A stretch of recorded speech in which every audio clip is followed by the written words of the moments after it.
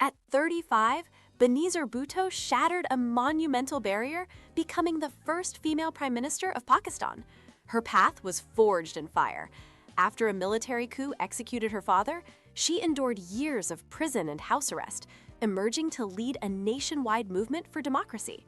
As prime minister, her impact was tangible. She appointed the nation's first female judges, built over 48,000 schools, and launched the Lady Health Worker Program, a network of women that today serves over 115 million people in rural areas. But her relentless fight made her a target. Her assassination in 2007 was a tragedy designed to silence dissent. Instead, it became a catalyst.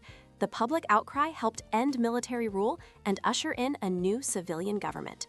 Bhutto's death created a vacuum, but her legacy filled it, proving that even after a leader is gone, their fight for democracy can continue to shape a nation.